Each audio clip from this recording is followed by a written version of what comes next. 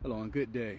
So we'll be in Queens, New York on October the 25th. So if anyone needs any help, just contact me to see if we can connect while I'm in the area. So moving into my story for today. So I'll be going to help someone out again in Queens, New York. This person contacted me. They were dealing with bad nightmares, sex in the dreams, being fed in their dreams as well. Was also complaining about like spinning sensation, dizziness, lack of energy. Also complaining about like focus and concentration, having scratches all over their bodies. Also just no appetite and feeling off balance. So from hearing these things, I already knew that this was demons that was attached to this situation. So as I started speaking to this person, I saw that this was a male that I was speaking to. So after speaking with him, I started to see that he had witchcraft spirits that had attached to him. Now I started seeing that these spirits came in through spiritual or tarot readings, that type of thing. Now, this person also felt like someone was putting witchcraft on them as well. So I didn't see anyone putting any witchcraft on them, but I saw that witchcraft entered this person through again like the tarot readings. So of course he needed help. His focus and concentration was greatly affected, and this was causing issues with him at his job. Now I spoke with him and we did a deliverance session through Zoom. So as I started praying, he let out a loud like yell. So he yelled out very loudly. This is what the demons would do sometimes. When you're praying over someone, the demons can't stand the prayers. They say that the prayers feel like it's fire that's hitting them. So this caused him to yell, but this also gave him a bit of relief as well. So after that, he seemed to be doing pretty good. Now leading to maybe, I don't know, we was trying to get things set up so I could come to where he was at. So a lot of times when that is happening, these demons will try to figure out a way to try to pull the person away from me. So this is exactly what happened. So they pulled him away, so we lost communication for a little, and he ended up reaching back out to me. So when he reached back out to me, he was explaining to me that he thought that he messed up. So I said, well, what do you mean? So he started explaining that he went to go see a bishop, and that this bishop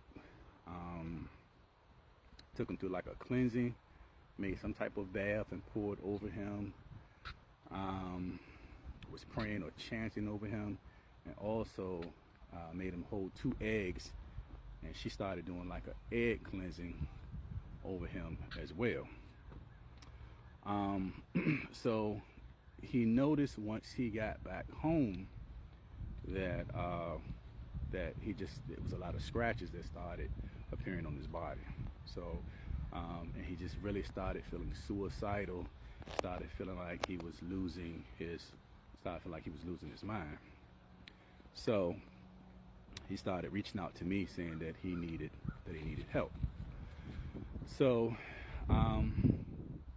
again, I prayed over him, sent him some deliverance prayers.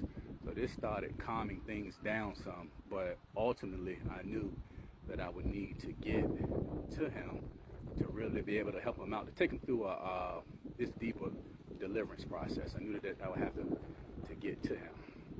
Now, we were able to arrange me to be able to come out there to be able to help him. Now, as I was praying, I started feeling as if it was more information that I wasn't getting on his situation. So I just had that urge. So I said, okay, because demons, sometimes what they'll do, they will hide behind other demons. So sometimes what I call the strong man, or the number one spirit, or the number one demon, they will hide behind the weaker ones so that you can't identify them. So you'll just be thinking that you're dealing with a witchcraft spirit and nothing else. Now, what this situation was. So again, I had this urge that it was more to the situation than what it was. So I started to pray, and so I have this gift. So the gift that I have when I'm working with people, I'm able to connect to their demons. So I'm able to connect to their demons without them being in front of me. So I started commanding the demons that was attached to him to start speaking.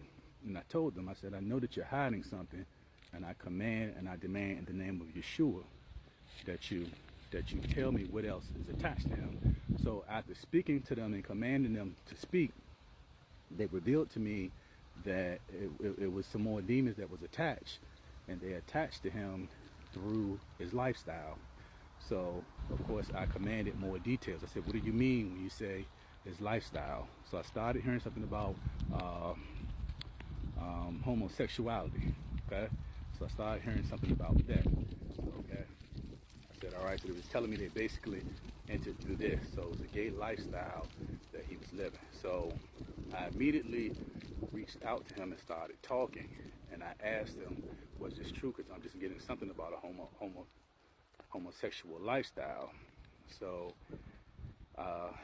he tells me that basically that this is true, but he's not a male, so she's a female the whole time.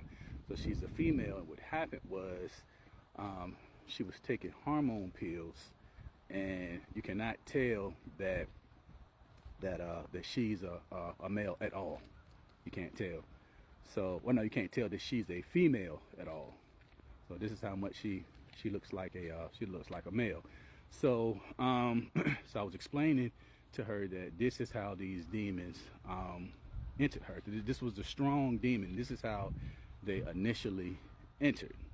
So they entered because whenever you're having thoughts of like, let's say, homosexual thoughts, or wanting to be, if you're a man, wanting to be with a man, or a woman wanting to be with a woman, even just having these thoughts all the time is enough to open doors up. But by her going through the acts of taking the hormone pills and trying to, change the body, and to also was thinking about getting this surgery. And she said she wasn't sure what she was going to do, but she was thinking about that. So with all of that, that's enough to open doors. So the point I'm trying to make with all this, the reason behind all of this was the demon wanted to hide, because if I would have took her through deliverance, and I would have never found out that there was actually a female, and she goes through deliverance, and she comes out of deliverance, but she doesn't change her lifestyle, those demons can come right back in. So this is what the demon was trying to keep away from me. So I was explaining to her, after you go through your deliverance, you have to change your lifestyle. You have to convert back to a female. So people think they can go through deliverance and still live the same type of lifestyles. So however they enter, you have to close that door. So I was explaining that to her and telling her this is something that you would have to do in order to keep these demons from re-entering. And when they come back in you, it's going to be worse than what it was the first time. So again, this is something that I was explaining to her. And so she couldn't understand how, she had been feeling this way had been feeling that way for quite some time. So she felt as if that was the case, that would have happened in the beginning. But you can never tell how these things are going to happen. I mean, you could be living that lifestyle, and 2-3 years later down the line, it happens. Just all depends on when God allows certain things to happen. There's always a reason behind it, even though you may not understand it. So it's not meant for us to transform our bodies with, removing your breast or your penis, or if you're a female, trying to, switch over to a male, and vice versa. So that is definitely a doorway to open. And that's also what we call the spirit of confusion. That's what it starts. It confuses the person first. Now God looks at all of this as the same As far as just drug addicts, alcoholics, it's all the same.